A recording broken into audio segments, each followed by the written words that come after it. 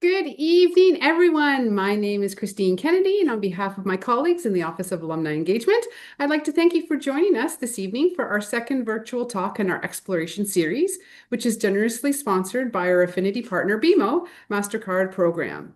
So what is the exploration series, you may ask? Well, each Wednesday in the month of November, we've invited McMaster experts to give thought-provoking talks designed to inspire curiosity and deepen your understanding of the world around us.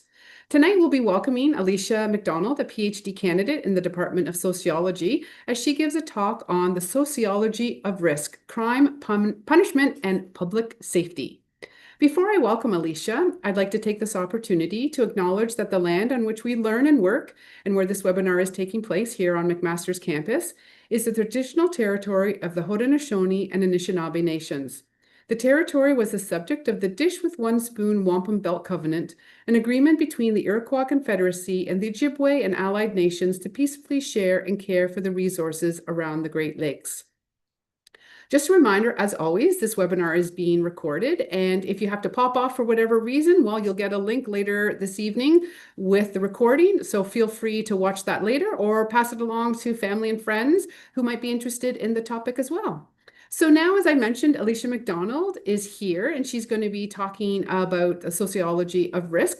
Alysha is in the Department of Sociology. She is an undergrad alumna, and she continued her studies here. So we're grateful that she has stayed at McMaster because it's such a great place. So Alysha, maybe before you begin, you can talk a little bit about yourself, or you can just dive in, but we're so excited that you could join us. So thank you. And why don't you take it away? The sociology is such a fascinating topic. So I'm really interested in hearing what you're going to be talking about this evening.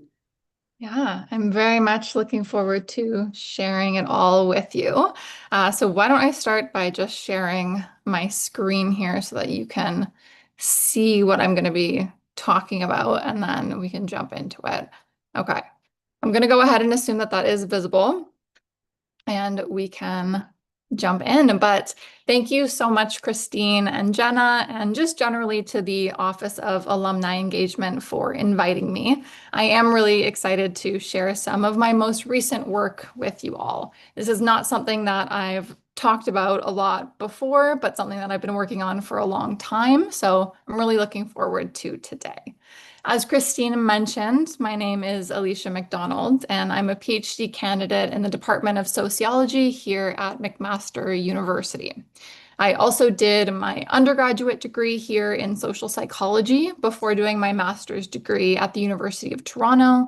So McMaster really has been a big part of my academic journey and holds a lot of fond memories for me.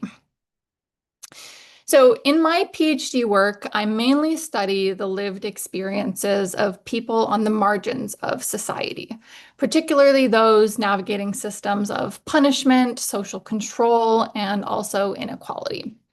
So my work has largely focused on these things in the realm of incarceration, but I've also done research in juvenile detention facilities with gang-involved youth, with loved ones of incarcerated people, and most recently on reincarceration. Now, of course, understanding risk and social control is extremely complex. So I incorporate a lot of different lenses from my time here at Mac, including those from sociology, criminology, and also social psychology, among others, to explore how my participants experience the world around them. So in this talk today, I'll be sharing just a small portion of my larger research project that looks at social control, risk governance, and reintegration. Now, specifically, I'll share about the tactics that previously incarcerated men use to respond to community supervision. So things like parole and probation, and how their responses either succeed and sometimes fail to make their lives after incarceration or post-release more manageable for them. So I'll begin by sharing a little bit of context about incarceration and reintegration in the Canadian context. Then I'll talk about my research questions and how I reframe reintegration and why, and also my research methods. I'll then introduce the 3 different tactics that my participants use to navigate their supervision before concluding with a discussion about what this work tells us about the sociology of risk and social control more generally. So let's start off with a little bit of context, because when people think about Canadian prisons, they often imagine something much closer to a Norwegian prison model, where their prisons almost look like hotels. It is really interesting if that's something that you're interested in looking into. It's a really cool model. But our prison system is actually a lot closer to what we see over in the US prison system than we typically assume. So Canada has both federal prisons, which house those who are sentenced to 2 years or more, and they have provincial jails and remand centers, which hold people who are awaiting trial, so those who are technically legally innocent, or those serving sentences under 2 years. Now, most incarcerated people in Canada don't actually serve their full sentences in prison. Many are released on parole, probation, or statutory release, meaning that they're let out at the 2/3 mark of their sentence. And people refer to serving their full sentence in prison as hitting quote unquote warrant expiry or time served if they're deemed to have served enough time at the point of sentencing. So when there's been a decision made about their case. Now, like in the US, just because someone is released from prison doesn't mean that they regain total freedom right away. Many remain under community supervision through parole and probation or electronic monitoring, which just refers to the use of an ankle monitor, residency restrictions like halfway houses, and long-term supervision orders that can extend their conditions anywhere between 6 months to life. And so Canada might have lower incarceration rates compared to other countries, so we incarcerate less people. But the logic of risk management and social control really dominates not only our prisons, but also people's lives when they're released, which is what my work mainly focuses on. And so this section of my research, just to situate it a little bit, was guided by 3 key questions. So I started, as you can see at the top here, with quite a broad exploratory question. What does reintegration look like for previously incarcerated men day to day? And as I began to explore this, a recurring theme started to emerge. Men spent a lot of their time trying to navigate community supervision. And so this led to my next question. What role does supervision play in their daily lives? And how does their response to supervision shape their reintegration? Now, I've positioned these 3 questions as cyclical here because my participants' responses to their supervision were shaped by a lot of different things. So things like risk designations, changes in their housing, in their employment and relationships, and also prior successes and failures during reintegration that might have led to a reoffense or a rearrest. So the relationship between these questions definitely became very cyclical. And so at its core, my research looks at what people do when they don't have control over the systems that govern their lives. And for my participants, what they do is adapt. They find workarounds and they make do with what they have to make their lives more bearable and manageable. Now, this is the essence of tactics, which is a concept that Michel de Certeau uses to describe how individuals without power navigate the structures designed by those in power. And you'll have to bear with me through a little bit of theory here, but I promise we will get to the good stuff soon. So de Certeau makes an important distinction between strategies and tactics. And he says that strategies belong to institutions. They're the rules, the policies, and the structures that shape our environments, anywhere from city planning to parole conditions. They create stability, but they also impose constraints. Now, tactics, on the other hand, belong to those who don't have control over these spaces. They're improvised, reactive, and often invisible. And they capture the ways that people maneuver through a world that might feel like it's imposed upon them. Now, I conceptualize tactics for the purposes of this research as a form of situated agency, or what Anthony Giddens refers to as the ways that people make choices and find small moments of control within the limits imposed on them. So it represents how they adapt and reinterpret and sometimes resist what's expected of them. Now, this is not something new that I just came up with by myself. Most research on tactics examines adaptations to forms of state control. So, for example, scholars like Feely and Rowe highlight the ways that incarcerated women use tactics to establish autonomy in prison. And others like Bucerius and colleagues reveal how incarcerated men who use drugs improvise to continue their use. And this isn't necessarily to resist authority, but to get by day to day. But what happens after prison? Reintegration really isn't just about finding housing or finding a job. Not only that, it's also about dealing with a system that's focused on controlling risk. Now, support from institutions like parole or supervision can sometimes feel more like a set of restrictions than it is real help. And this creates roadblocks for people instead of opportunities, or at least it can feel like that. And so this puts people in a state of what Reuben Miller calls carceral citizenship, where they're technically free, but their lives are still closely watched and also limited. And so researchers like Alice Goffman and Robert Worth have shown how people learn to cope and adapt with this monitoring and control after release from prison.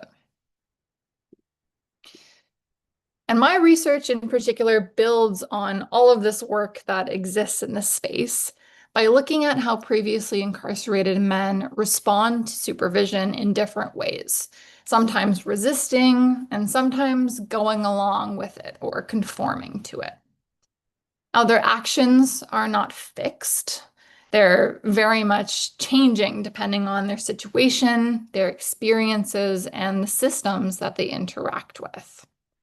This helps us see a more realistic picture of what it's like to have limited control or bounded agency under supervision. Now, I also expand on Desserteau's idea of tactics, showing an interesting paradox. In order to handle one constraint, like following strict release conditions, it can create new pressures, like feeling trapped or overregulated, or at higher risk of returning to prison in other areas. So supervision can end up undermining the very goals that it sought to uphold. So my findings suggest that we need to rethink of reintegration as something shaped just as much by the systems that people navigate as by their own choices as well under these systems. And so these findings stem from an ongoing ethnographic study of reintegration. Thus far, I've conducted 102 in-depth interviews with previously incarcerated men and social service workers who assist with their reentry. The men in this study have been charged and convicted of a variety of offenses, ranging from drug possession to murder. They've been incarcerated anywhere between 2 weeks to over 22 years, and their time since release ranges quite a bit from under 10 minutes to over 6 years. And I didn't just ask about reintegration, I also watched it unfold in real time.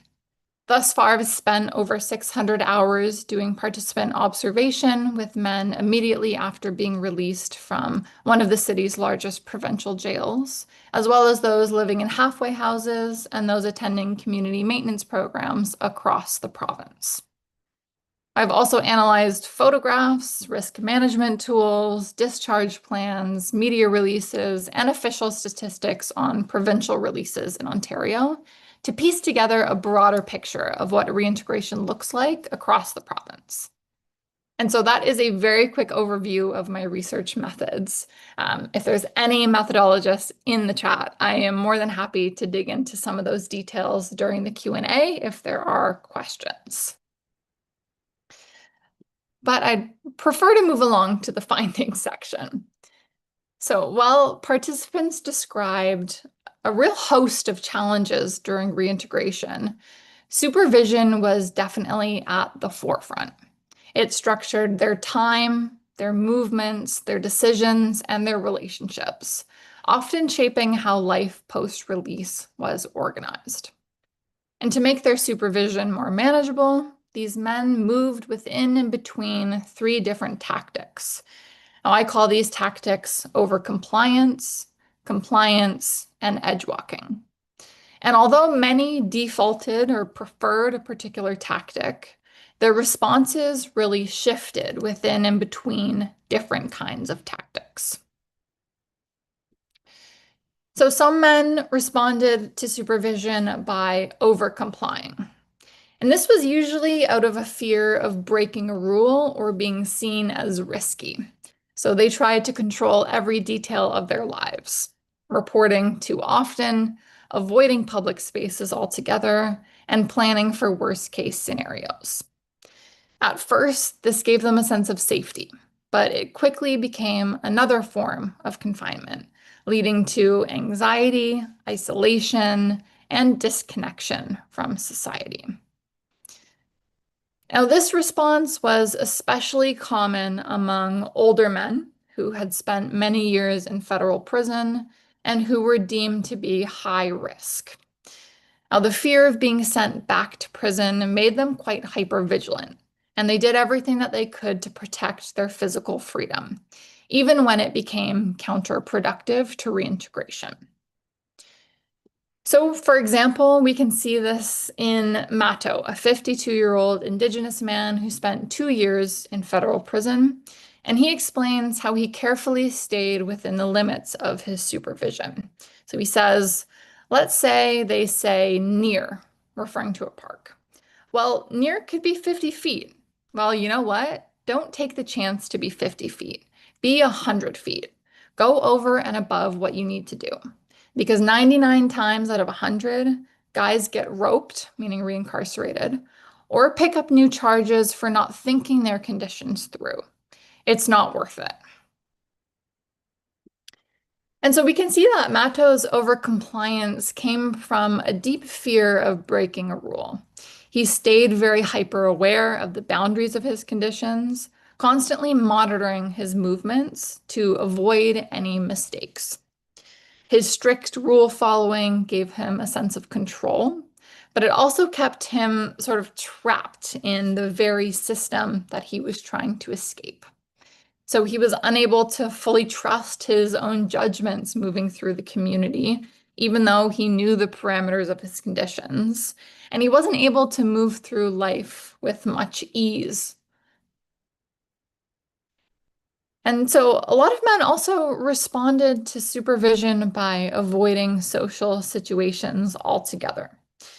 Some rarely left their homes or halfway houses unless it was for something that was necessary, like grocery shopping or a program that was linked to parole. To minimize risk, they planned every outing down to the minute. We can see this, for example, in Liam, who had been out of federal prison for 2 months at the time that we met, and he described his routine going to a maintenance program. He says, so what I do is if I'm out, and that's why I'm always looking at my watch, how long did it take me to get here? So when I walk over to the maintenance program, I went out before and I timed myself to get from the house to my program. It took me 15 minutes. So I know if it's a 15-minute walk, I'm going to leave 25 minutes early and give myself that time, that 10-minute, buffer, because you just never know what's going to happen. There's still that extra anxiety, the I could go to jail for this anxiety.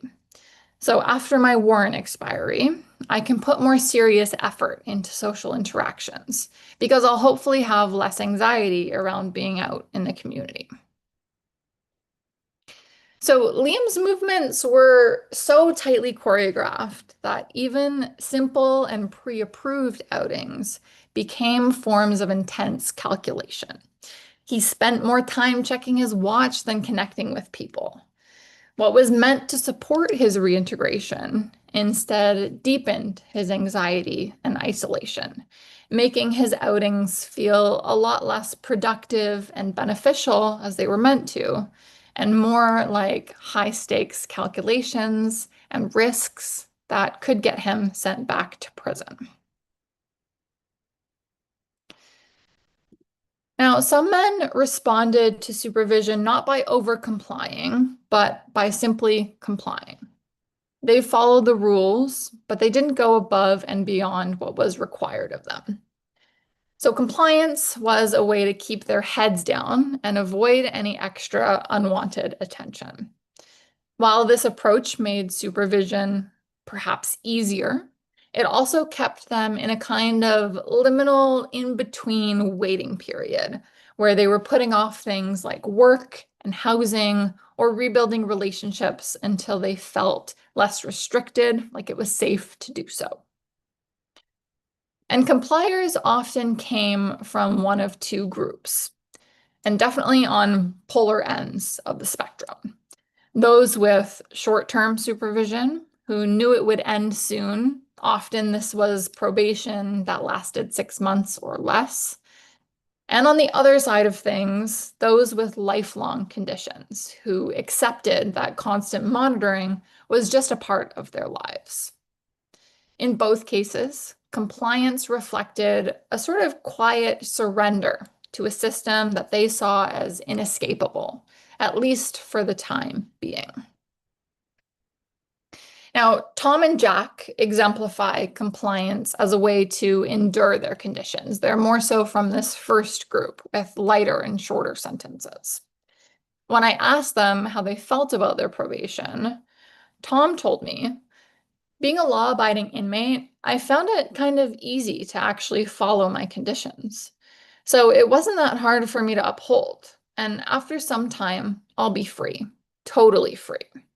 So if I could endure for this long, I can endure for longer. So I just got to do it till I get done with it. And then I keep living my life as a free man. Now, Jack expressed a similar blasé attitude towards his supervision. And he told me in an aloof tone that his conditions were neither here nor there, my dear. You know, it's just the way it is. I can't do anything about it. I have to comply. So they are what they are. And so Tom and Jack took a more day-by-day approach to their probation, believing that the only way to regain their freedom was to simply follow the rules. They chose the path of least resistance, complying, but definitely not overdoing it. Still, both put some aspect of their lives on hold. Tom waited to find work and rebuild his relationships with his girlfriend in particular, while Jack wanted to wait to regain access to his passport so that he could reunite with his siblings in Europe who he had been estranged from for the last 2 decades. So compliance felt like the safest choice, but it also kept Tom and Jack stuck, unable to fully move forward with their lives and with their reintegration until supervision ended. Now, most participants who acted with compliance adapted by stimulating normalcy. They just went about their days, focusing on what they could do rather than what they couldn't. But they still knew that they couldn't let their guard down. Even small missteps could trigger a breach, keeping them constantly alert, even if they were compliant. So for example, one afternoon I was sitting at the back of a busy patio with Dalton, who described how he managed his conditions day to day, staying relatively relaxed, even when he accidentally slipped. So he said, I just do my thing. Having conditions doesn't really bother me. But although there was one scenario that really screwed me up, his mom had to go pick up her school bus at a schoolyard. I just happened to be down there. She asked me, oh, you want to come and drop me off? I can pick up my bus. Like, yeah, good. So we're getting there. She's driving. Mom says, I'll drop you off at the corner here. Let me just turn around. And I suddenly remembered. I says, I can't go on the property. And she said, oh shit, yeah. So she even forgot, right? So there's little simple things like that. And so Dalton believed that compliance really was key to managing his supervision. By focusing on what he could do, he maintained a sense of normalcy, though his life still remained quite tightly regulated, where even small moments like dropping his mom off at work revealed how fragile the balance between routine and risk really was. Now, edgewalking is the final tactics, and it is quite a high stakes tactic where men bent or broke their conditions, not always out of outright resistance towards the system, but mostly out of perceived necessity. So for them, strict compliance felt stifling.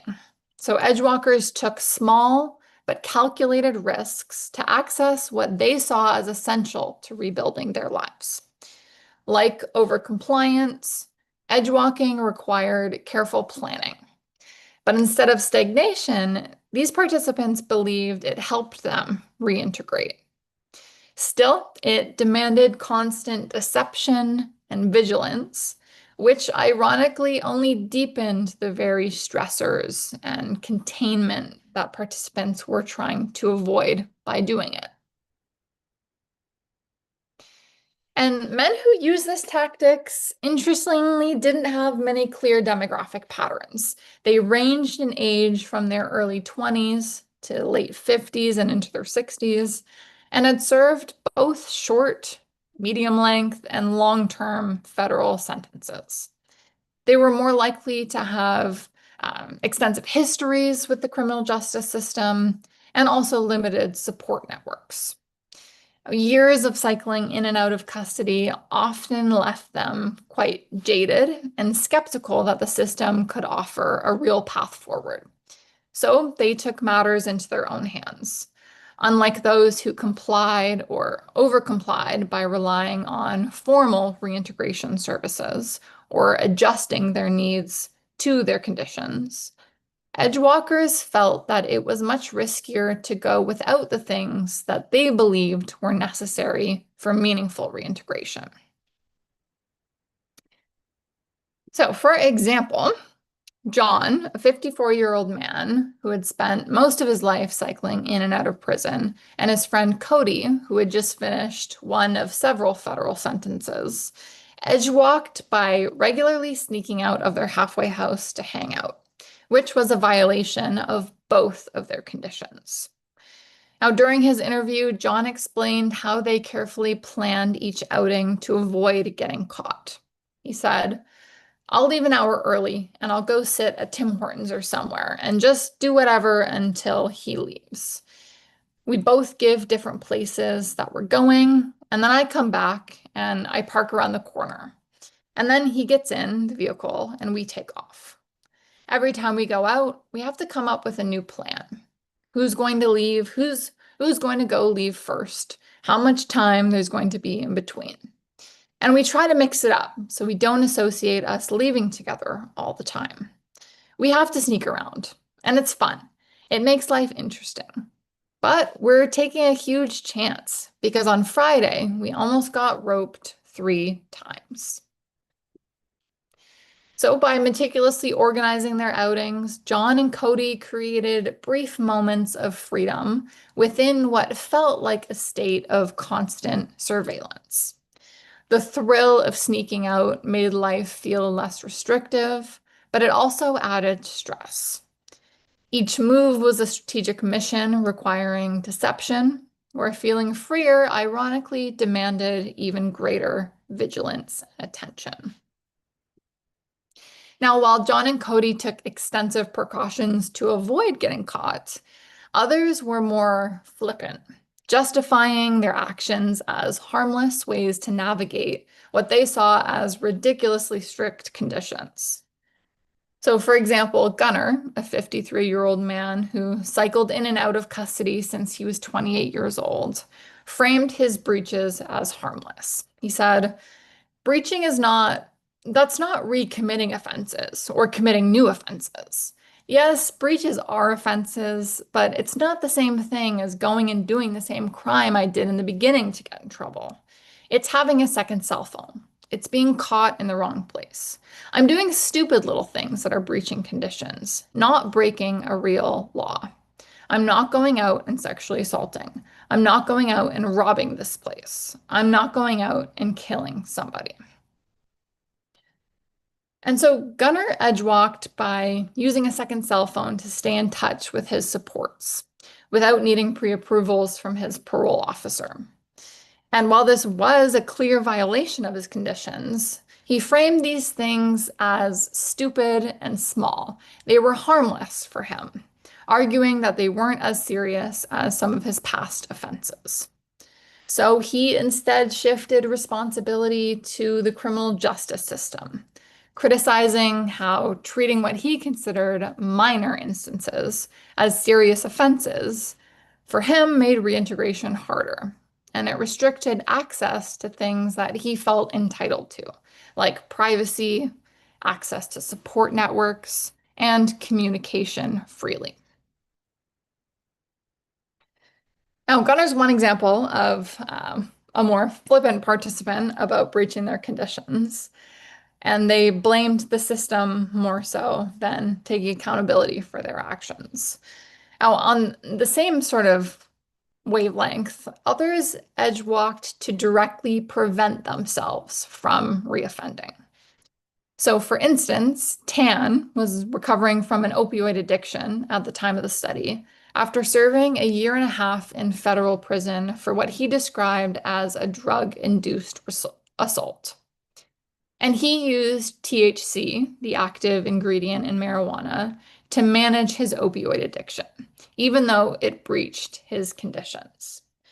And when he talked about this, he said, if I didn't have the help of THC in the institution, I would have used drugs in there. And I probably would have come out the same person I was, if not worse. So it was really hard because I have a no drug condition. And I actually almost got breached for having THC in my system and sent back. Now, I don't have a problem with conditions. I feel like they're in place to keep me safe. But looking back at it, I'm never going to say, oh, I wish that I never used THC, because I honestly don't, and I haven't. And I'm clean today, and I want to remain clean. And so Tan framed edgewalking as something that was preventative. Risking reincarceration was worth it to him to avoid relapsing and falling into another potentially more harmful cycle of offending. So for him, bending the rules was a pragmatic strategy to protect his sobriety and make meaningful progress in his reintegration. Okay. So I just threw a ton of data at you guys, but I want to have a more in-depth discussion about how we make sense of all of this. And I think it's helpful to start with the big questions. How is crime governed? How do we define risk? And how do systems of control shape the lives of those under their gaze? Well, my research shows and suggests that risk governance extends far beyond prison walls. And it isn't just about controlling crime, it's also about controlling people. The system treats risk like something that can be measured and contained and prevented. But my research shows that it's also something people live and feel and anticipate in their everyday lives. Now, probation, parole, and other forms of supervision define what we consider to be safe and acceptable at a policy level. But I find that it also shapes things on the ground. How previously incarcerated men interact with criminal justice authorities, shaping not only what people do, but how they think and feel in these contexts. So, in other words, supervision doesn't just constrain behavior, it also shapes life post-release, which has really important implications. And so my participants responded to this type of constraint and supervision by either over-complying, complying, or edge-walking. Over-compliance involved meticulous planning, rehearsing movements, and self-monitoring to avoid a violation. While it offered a sense of control temporarily, it often created internalized stress, anxiety, and a life structured around providing rather than around rules rather than goals. Now, compliance was something that was more subtle. Men integrated the rules into their routines and saw themselves as responsible citizens and governable subjects. Even so, small mistakes reminded them of the system's constant gaze and their potential to fall short of the rules, sometimes delaying meaningful progress in other areas like work, housing, or relationships. And when supervision felt a little bit too restrictive or supports were lacking, some men took matters into their own hands and they edgewalked, taking small, calculated risks like keeping a second cell phone or forming prohibited relationships. They navigated a fine line between order and chaos and safety and danger to reclaim control over their lives. They saw these actions as morally reasoned, relational, and strategic, showing that risk-taking is not necessarily always reckless, but can be an adaptive strategy as well.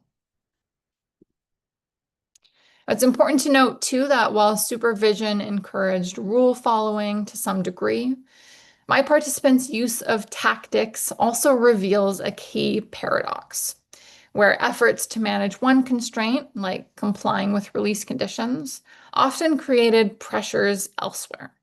And these pressures produce things like overregulation, liminality, and put previously incarcerated men at greater risk for reincarceration, ultimately undermining the very goals that supervision sought to promote.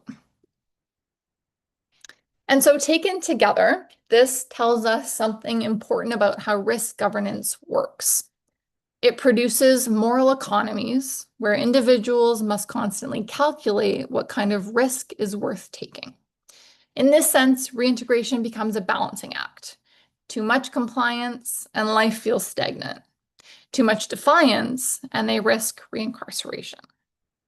And so the men in this study constantly weighed these trade-offs, using things like observation, planning, and calculation to get by in a system that they felt was more restrictive than it was supportive. So in this sense, reintegration is shaped both by structural and institutional forces, as by the responses of those navigating these forces. So you might be interested in incarceration. You also might not be, which is fine. I want to talk about this now a little bit more broadly, because risk governance today rarely announces itself as control. It comes wrapped in the language of care, of safety, of rehabilitation, and of well-being. The same logic that governs probation and parole also shapes things like welfare eligibility, school discipline, workplace productivity, immigration and border control, and even how we monitor our own well-being through apps and metrics. Those of you who might be wearing smartwatches or Oura rings, I am definitely talking about you. These systems teach us to internalize the gaze, to measure, report, and regulate ourselves in ways that may be voluntary or even beneficial, but are also deeply structured by power. And when we look closely, we see that risk governance isn't confined to prisons. It's diffused across the social world. And so the difference here is one of degree, not kind. The same rationalities that govern the parole office also shape our digital lives, our workplaces, and our social interactions. So when we ask, how is crime governed? We might also ask, how are we all being governed through risk? How does it benefit us? How does it harm us? And how do these systems of control teach us to monitor ourselves, to anticipate consequences, and to internalize surveillance? Now, before we get to the Q&A, I want to end with an important note about the implications of this work on a policy level. So my research doesn't suggest that we should get rid of supervision or that public safety should take a back seat. It's actually the complete opposite of that. What it shows is that we have the potential to strengthen public safety when we invest in meaningful reintegration in addition to supervision. When supervision focuses narrowly on compliance, it can trap people in cycles of surveillance and reincarceration rather than helping them build stable and pro-social lives. So we need systems that enable criminal justice authorities to strike a balance between accountability and opportunity. Policies that emphasize support through things like housing opportunities, employment opportunities, and stable, healthy relationships reduce reoffending far more effectively than surveillance and punishment alone. So in other words, effective risk management isn't necessarily about being more lenient. It's about being more strategic. And supporting meaningful reintegration is one of the most durable forms of crime prevention that we have. So I will leave you with that to consider. And I know I can't see you, but I'd like to thank you all for coming to the talk. And I really look forward to answering your questions. Thank you, Alysha. So we'll give our participants a few minutes to type in their questions. So if you want to type in your question, feel free. So I do have one question. First of all, thank you. That was very, very fascinating. And from someone who hasn't dealt with the criminal system, thankfully, it was very, very enlightening. So you talked about what the third, sorry, I took my notes here, with the edge walking, that those individuals tended to have less support networks. So a question that I have that I was thinking about, do men who have better support networks, either before they were incarcerated, maybe during their incarceration, and then when they're after, do they have a different outlook? Like, so do they tend to be more compliant? Like they're not over compliant? They certainly doesn't sound like they would be edge walking, sorry, just shouldn't call them edge walkers, edge walking. But when you were doing your investigation, did you notice a pattern where that men who had better support networks didn't feel as stifled by the supervision? Mm-hmm. Yeah, that's a great question. That absolutely was the case. So those who tended to have more supports or things that they were really looking forward to in their lives after their conditions ended or just after they got out of prison in general, tended to fall more into the compliance category than anything else. So it's important to note that depending on the situation, these participants moved within and between the different tactics. So sometimes they complied, sometimes they over-complied, depending on the situation, or vice versa.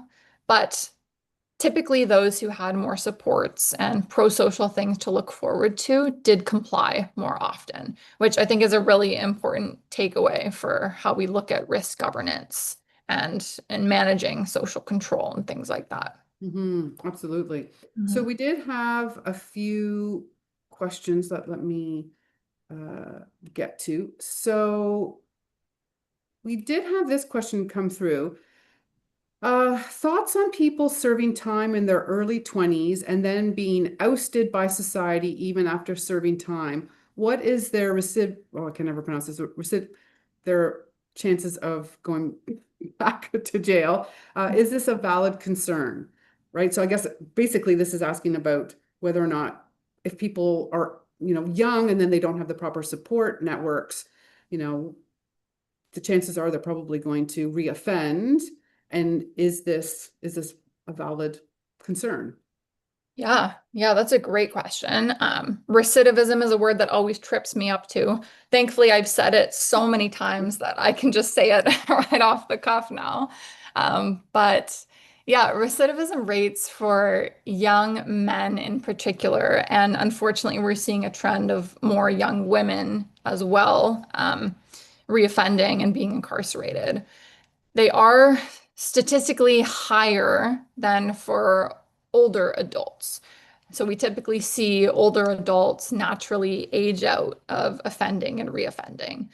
But I think it's really important when we consider recidivism to look at the structure and the conditions that kind of produce the circumstance.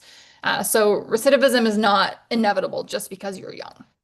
So, in other words, when society does things like this individual said, ousts people after release, they really limit things like resources and opportunities for things like housing and healthcare and employment. And it can actually increase chances that they'll reoffend. It's a really, really complicated issue, recidivism. So it depends on a lot of different circumstances, but generally, lesser supports does contribute to higher recidivism rates.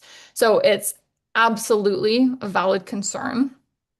But I think the solution isn't just more or better supervision that monitors people more closely.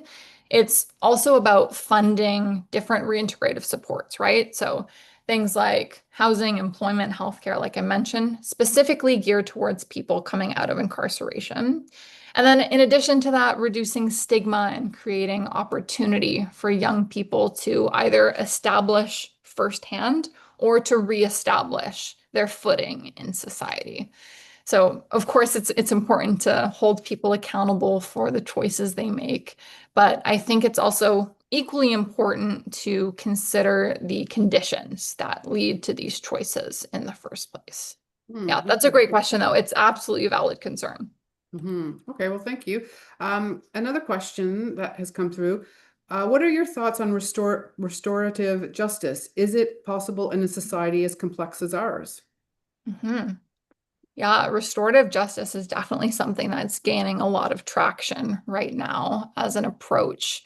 And I think that it's definitely appealing because it focuses mostly on repairing harm and rebuilding trust between two individuals or between an individual and a community or a group, rather than just punishing someone.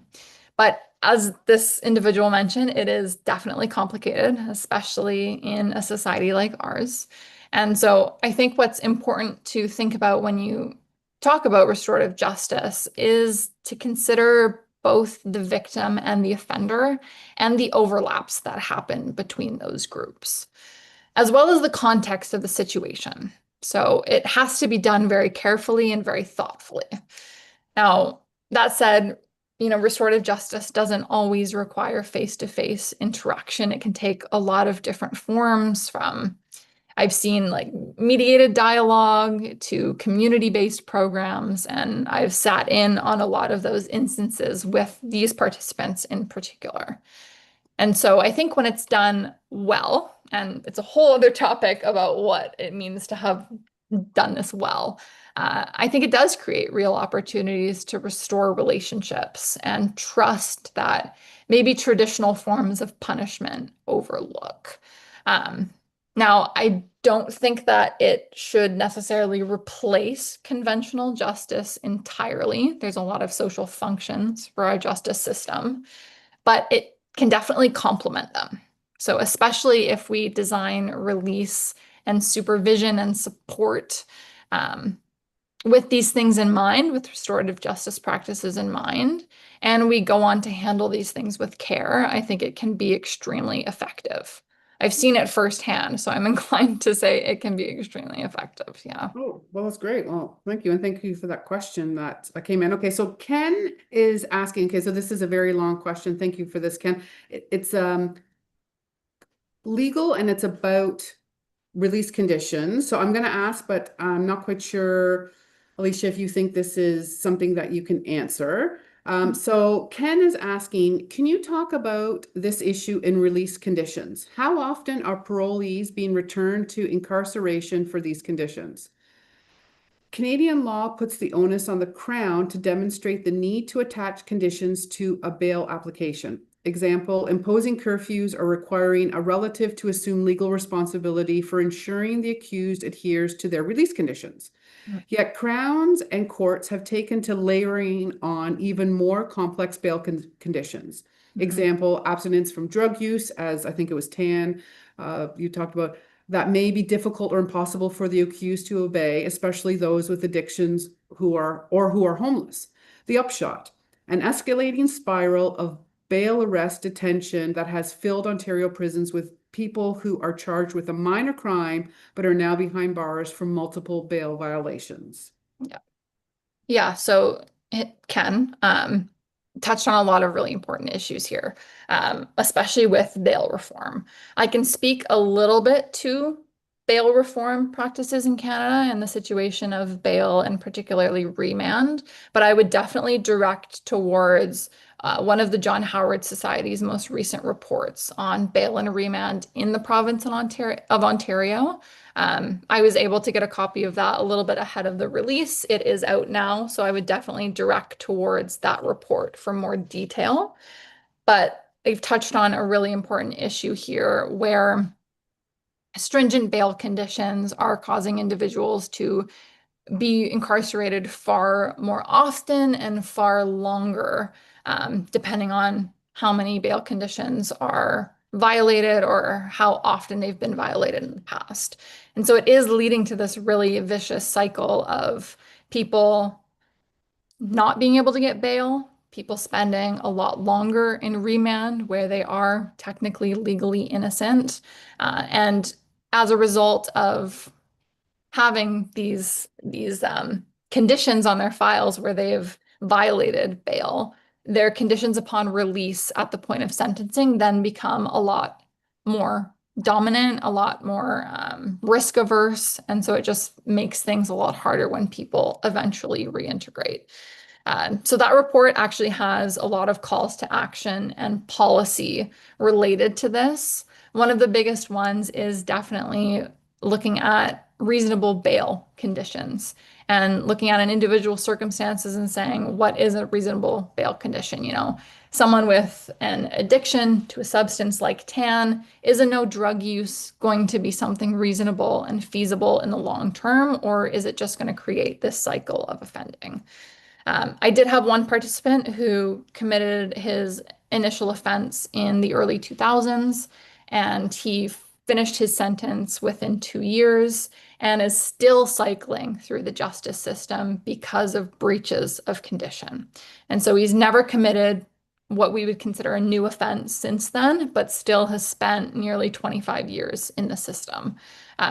So yeah, please, I would refer more to the John Howard Society report for bail reform, but I can say that it is a very important issue right now in Ontario. Well, sort of Chris is, it's not about bail, but Chris is asking, this very interesting question that's kind of along the lines of location and these sort of more support networks, do they provide better outcomes? So Chris is asking, are there locations where the outcomes are better, bigger or smaller cities, which may supply resources so they can improve their lives, regarding the cost of living, the availability of housing, etc.? Yeah, very important questions in terms of reintegration. So thankfully, I was actually able to do a bit of a comparison on this for people who are reintegrating in major cities in Ontario, and also those reintegrating into more rural areas and northern areas of the province as well. And so there tends to be a lot of different complex issues in both areas. Both areas require attention and commitments to reform for reintegration. But there are specific differences. So, for example, in more rural or northern areas, access to housing was a lot more limited. Access to transportation was limited, and also access to reintegrative services was very limited. So in some northern areas, the distance between a prison and the closest community might be hours. The distance between that person's community and the nearest healthcare location or hospital could be upwards of 7 hours for any specific reintegration supports. So distance, absolutely one of the main issues in rural or northern Ontario. In terms of cities, um, issues in cities are a little bit different because individuals can often find themselves falling into the same environments and situations that they were in before. So they might have greater access to services and resources, but they also face extremely long waiting lists. They possibly face more temptations being in similar environments that they were in before. And of course, the cost of living is a lot higher in cities as well. Yeah, so there's different complications going on in both places, but both also require attention too. I'm hoping to put something out very soon on that comparison specifically to dig into those details a bit more. So Kate, I think, is asking, how do you think the gender of your participants influence their perspectives? I want, because right, you were just looking at males. I wonder if people that are not male would have different views due to different societal expectations. Yeah, super interesting question. I did dive into this a little bit more in the paper that I wrote on the topic, not available yet, but should be available soon. And the gender lens is an extremely interesting one. And I think it absolutely influenced how they responded to their supervision. Unfortunately, there's really no comparative studies that look at tactics among women. So I can't definitively say that these different things were necessarily gendered. I can't make that conclusion right now. I would love it, Kate. Maybe you could run a study on this and we could compare notes. That would be fantastic. But I do imagine that gender influenced how they responded, and definitely just the expectations that were placed upon them. A lot of them talked about expectations to be able to work so that they could provide for their families. So that more traditionally masculine expectation of being the breadwinner or the provider was something that they did consider when it came to responding to their conditions. Yeah, but I would love if Kate could do some research and we could compare notes on that. Well, there we go. That's something for you to think about there, Kate. And so one last question. It's a little more policy and like part of the criminal justice, but Connie's asking it, and since you kind of have a lot of experience with the criminal justice system, I'm going to ask it. So with crimes that are involved with are criminals who are involved with sexual crimes and violent crimes more carefully supervised and for longer periods of time? I would assume yes. Yes. Yeah. The answer is definitely yes. So when it comes to assessing risk or assigning, a risk score using a lot of different tools that the criminal justice system uses in different capacities, they consider a lot of different factors, different social factors, environmental factors, and offending patterns and offenses in general. So if something is a violent offense, if something is a sexual crime, those are definitely ranked as a lot more risky because of the risk of reoffense associated with those types of crimes, but also the harm that could be caused by the reoffense of a crime like that. So short answer is yes. they are considered more risky, and people with those designations are more carefully supervised for longer. Yeah. So with sexual crimes specifically, we see designations like things that are called 161 orders, which can last upwards of 10 years to life post-release, where people have to abide by specific restrictions, like needing to be so far from a park or a rec center or anywhere where kids might be associated. Understandably, and that really is, in the for the public good, right? And public safety. But I guess, as you mentioned, you're always trying to weigh between public safety and the importance of trying to reintegrate someone into society, because the better the integration is, hopefully they won't commit further crimes. Yeah, and that's true. That's really the thing is the complexity of balancing opportunity with supervision. Because like I said, supervision, we still need it. It's still necessary. It holds people accountable. It keeps the public safe. Reintegration is also a public safety measure.